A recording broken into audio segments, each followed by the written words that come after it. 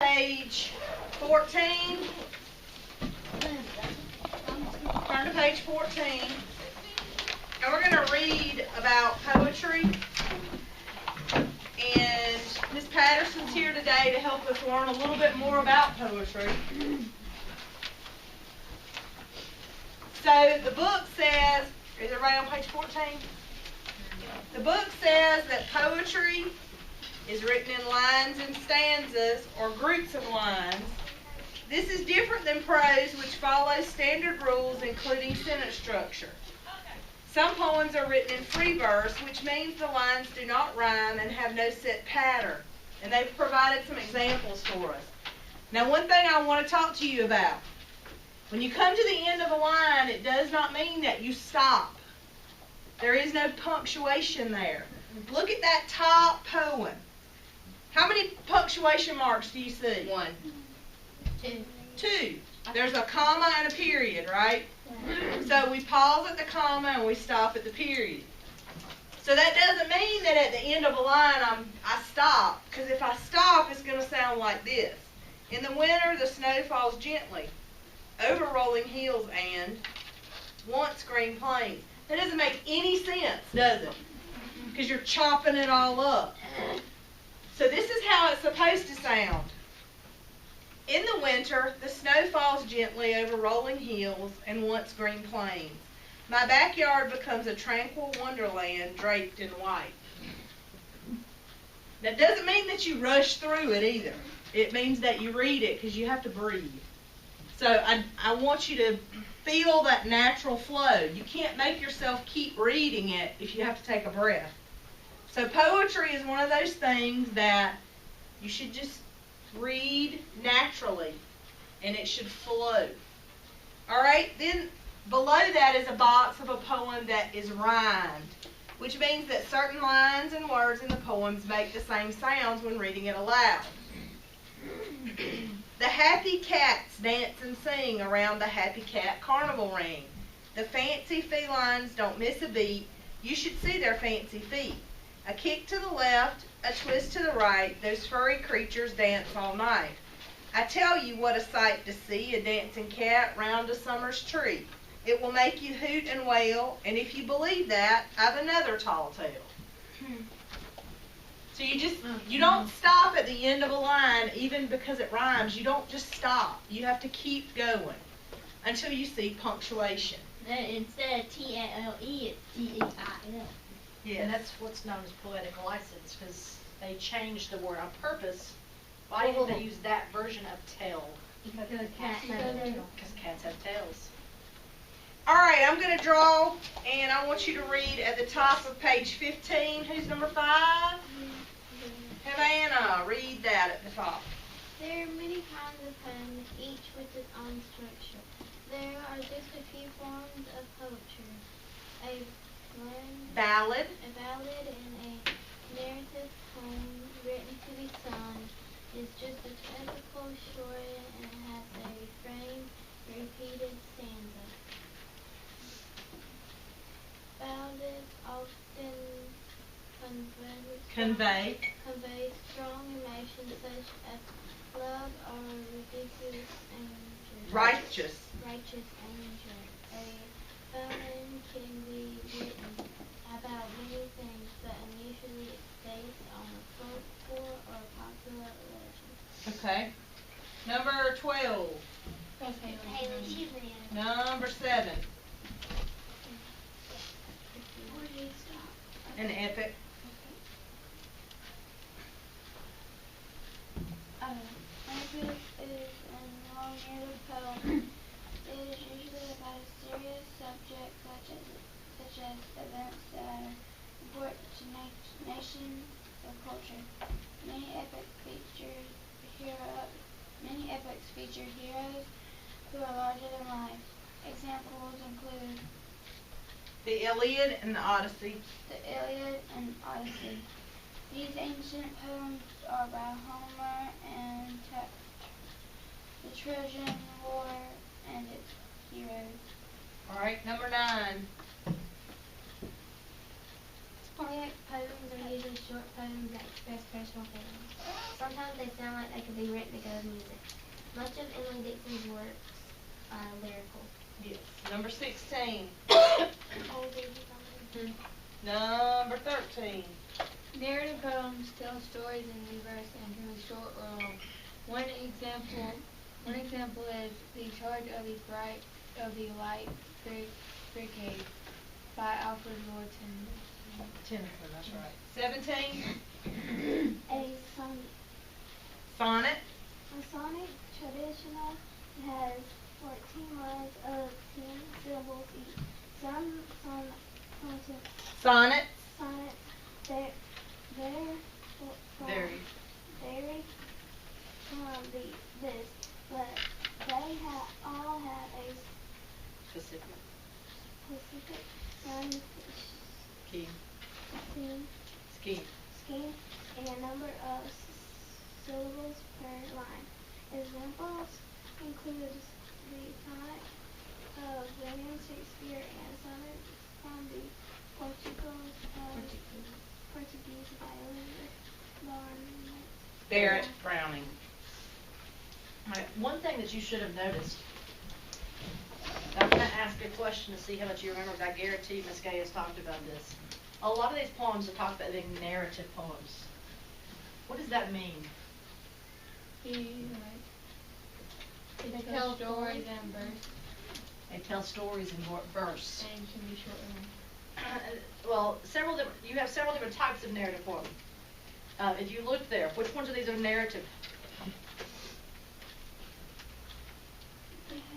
An epic is a long narrative poem. The Charge of A the ballad is a narrative poem. So you have several different types of narrative poems, and that's something to remember. Because we always should remember that narrative means what? not real. Not necessarily not real. What is narrative? Narrated. It's narrated, which means it's generally a... Narrator. It has a narrator. When you're talking about essays, guys, we have different kinds of essays. What kind? Drama. Narrative. Informational. Okay, so what is a narrative? When you write a narrative, huh? Writing to But what kind is that? a genre. Tell the story. Tells the Yes. story. Thank you. I knew I'd drag it out of you in a minute. I'm getting used to sitting here now. Whenever you say narrative, you need to remember a narrative means story. A narrative has a narrator who tells the story of whatever it's talking about. So you have several different kinds listed there. You looked at two different examples on page 14. One of those is free verse, which means it's just kind of written however. It doesn't have to rhyme, it's just sentences drawn out and created into shapes. And then you also have the rhymed poem. What's a rhyme? One that sound alike. Words that sound alike. If you look on page 14, which words rhyme? Sing, ring, Alright, so you have a pattern to that, right? So if we were to look at that, how was that formed? How was that structured? What lines rhyme? Every second or Like the second every second Every two lines rhyme. So when we're talking about poetry and we're looking at rhyme in particular, it's what's called a rhyme scheme. And so words that rhyme share a letter. And what Ms. Gay is putting up here is showing you rhyme scheme. If you were to talk about the rhyme scheme of this poem, it would be AA, BB, CC, DD, and keep going, EE, because they match, they rhyme. Every two. So, see? What's the last two? Whale tail? Whale tail. And they don't rhyme with each other. Right. So, like if the last word of the poem was sing, you would end up with another A. Is there So like for instance, a sing ring, and then you have sing ring again, it will be an A and A. Uh-huh. Yes. You would have A, B, B, and then if you had sing down here, then you would have another A. It has, How can it only have two or can it have more than two? Nope, it has many as it needs. This is my favorite one to do rhyme scheme with.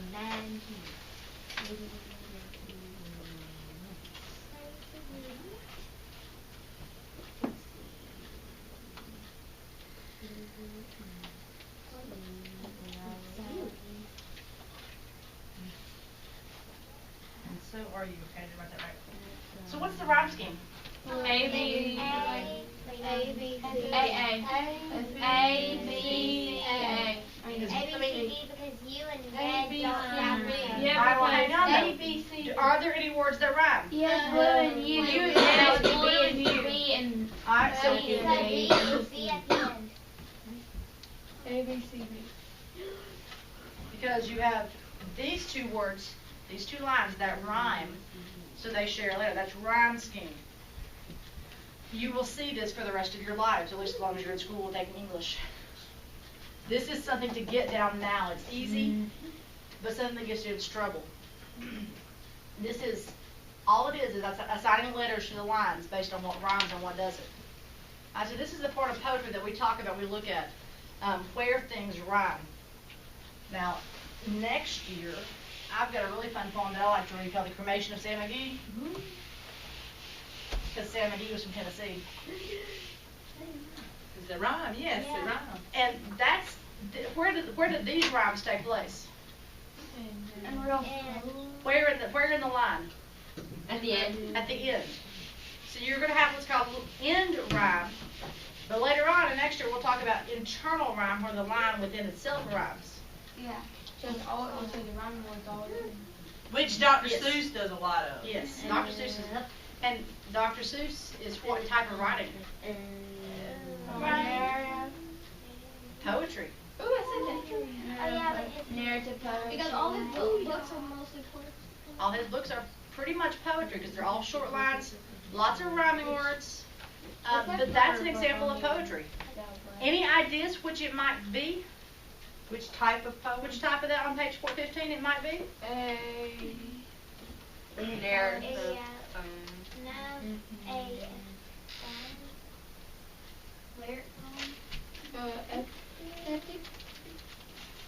I'd probably put it in the category of narrative, wouldn't you? It's telling a story. Sometimes less so. I'm going to find an Emily Dickinson poem, just because Emily Dickinson's fun. Emily Dickinson was a poet who wrote lots of poems. In fact, she wrote, I don't know how many she wrote. She wrote a lot of poems. Most of her poetry was not published until after her death. Right. But she wrote lots of short poems, and she's mentioned there in lyric poems. What do we know about lyric poems? You sing them. They're short. They can be sung. They express feelings. Short. They express feelings. They're short. So let's read this one. And listen for what she's trying to say. It says, we never know how high we are. That's the title of it. We never know how high we are till we are asked to rise. And then if we are true to plan, our statures touch the skies. The heroism we recite would be a normal thing. Did not ourselves the cubits warp for fear to be a king? Read it again and listen to it closely because it's hard to always hear it the first time. We never know how high we are till we are asked to rise. And then if we are true to plan, our statures touch the skies. The heroism we recite would be a normal thing. Did not ourselves the cubits warp for fear to be a king? Okay. Is it about when they're asked to rise, you have to reach for the sky? Okay. Sky. What does it mean about we don't know how high we are until we're asked to rise? Does it mean stand up? No, until we're Like asked never to give actually up. try something. Okay, say that again. Until we're asked until we're asked to actually try something. Okay, what? Like, I don't know. Like trying something new every day. Trying something new. We never know what we're capable of until we have to do it. We didn't know what's coming forward, but we do it anyway. Maybe. And so what it's talking about is just, in this case, we can rise to the occasion. You've heard that saying before? A lot of times poetry has a deeper meaning, trying to tell you something, convey an idea quickly. Like with this, it's trying to convey an idea quickly, but in a way that is memorable or helpful or possibly even inspiring.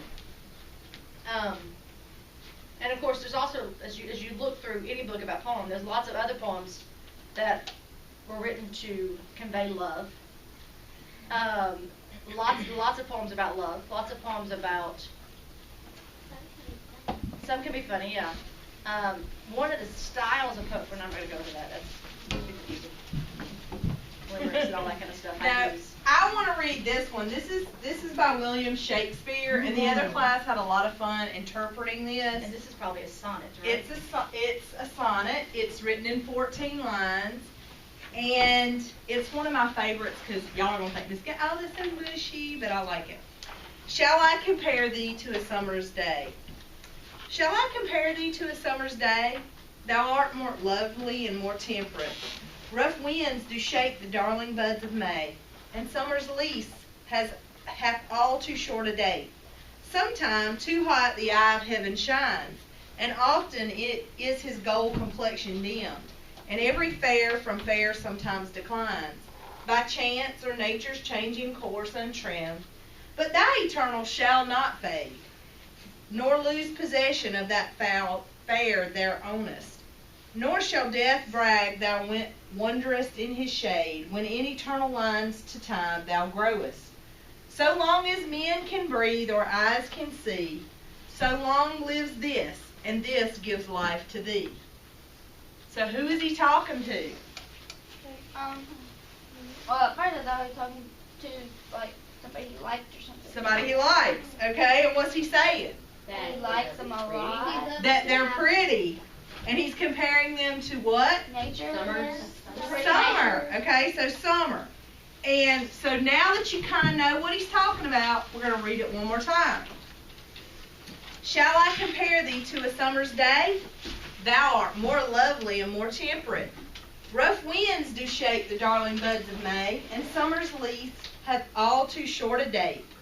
Sometime too hot the eye of heaven shines, and often is his gold complexion dimmed, and every fair from fair sometimes declines, by chance or nature's changing course untrimmed.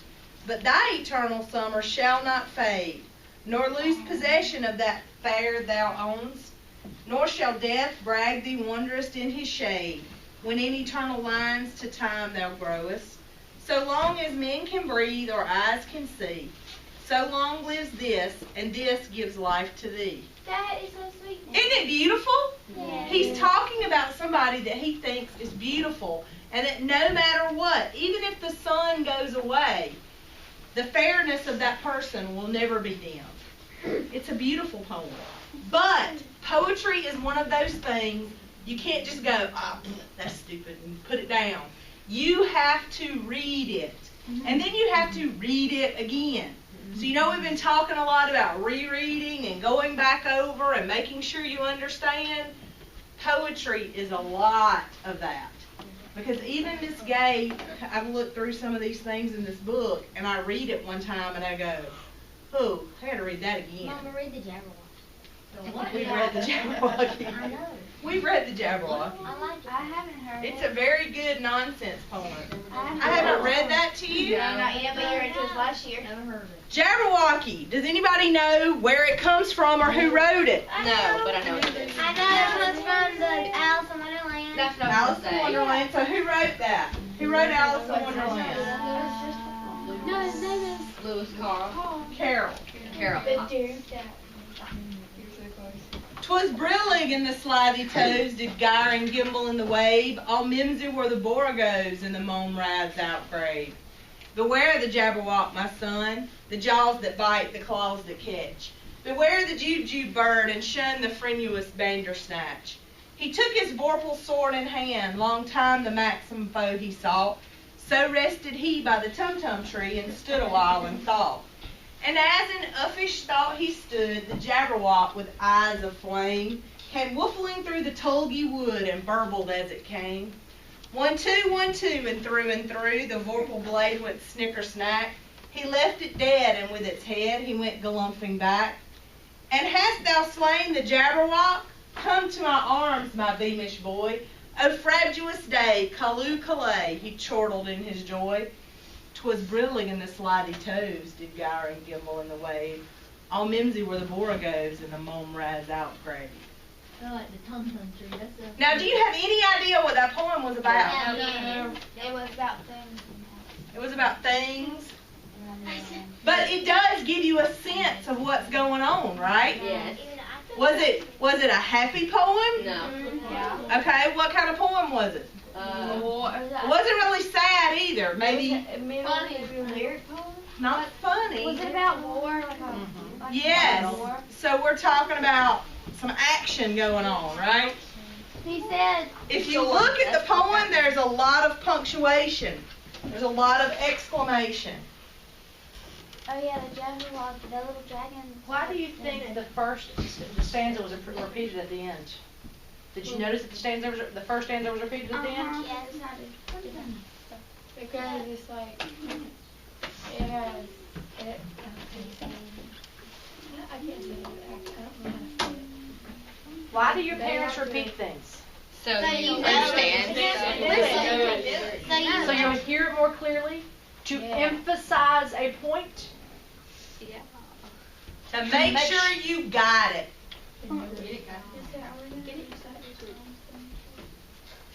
Oh yes. We're gonna let that again. Remember poems. She remembers we recite poems. I make you memorize a poem because you have to give a presentation, and we're going to do that this year.